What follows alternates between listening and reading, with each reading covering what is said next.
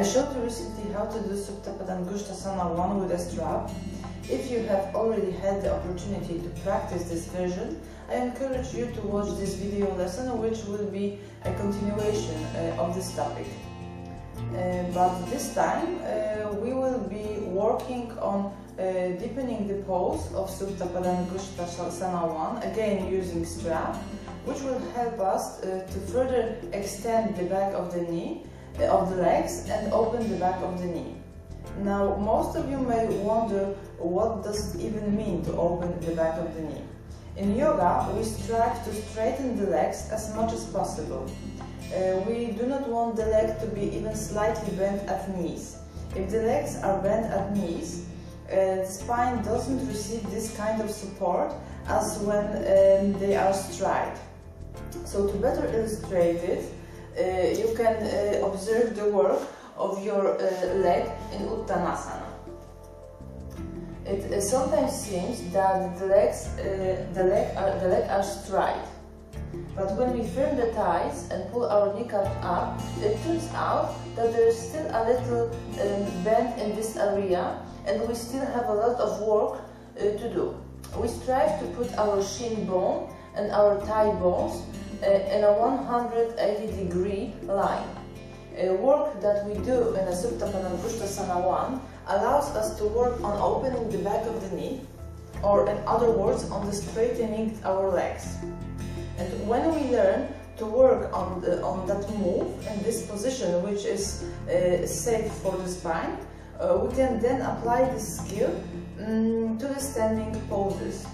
With our knees bent, we are not able to get such an extension of the spine as with the straight legs. This is why the work you will perform in a moment is so important. What is more, special attention should be paid to the fact that in this work the legs should be active, which means firm and internally rotated thighs. It will let us to protect the knee joint. If you do not know what does it mean, sit on the mat with your legs straight and try to press your knees to the floor, and watch your kneecaps and thighs as you do it. When you push your knees down, you can see that thigh muscle activate from the kneecaps up to the thighs. And this is exactly what we want to achieve. Now, why are the firm thighs so important? Because they protect us from hyperextension of the knees. As a result, we don't have to worry that we will push the knees back too far. So we lie on the mat with our knees bent, like in Supta Padang Gushtasana 1. So just to remind you, we grab the edges of the mat as low as possible, externally rotate the shoulders, then grab the mat a little bit higher and push ourselves from the mat with our feet. Then we are pushing out the heels with straightening our legs. We join the legs along the axis of the body, and once again grab a mat a little bit higher and push ourselves from the mat. Now we bend our right knee and put the strap on the ball of our foot. The foot is parallel to the ceiling and the knee close to the chest. And by pressing with our heel onto the strap, we straighten the leg towards the ceiling. To Supta Padang Gushtasana 1. And from now on, our legs are active, so we apply the work I have already shown you a while ago. So the kneecaps are pulled up, the thighs are firm and internally rotated.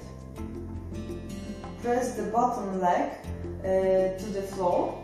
This leg grounds us in this position. So now we are starting to pull the leg towards our chest, and at the same time we are pushing it back. So we are trying to pull the foot towards our head, and the thigh, we are trying to push the thigh back. So we do these two movements simultaneously.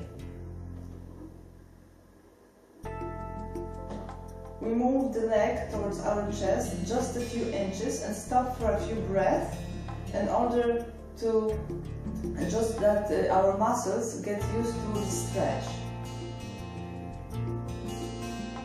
So what we don't want in this position is to get the upper leg as close as possible to the chest, but at the expense of the leg not being extended. So if you feel that the leg starts to bend, step back a little bit, just to the point that the leg is again straight, and then start just a few inches pulling the leg towards your chest.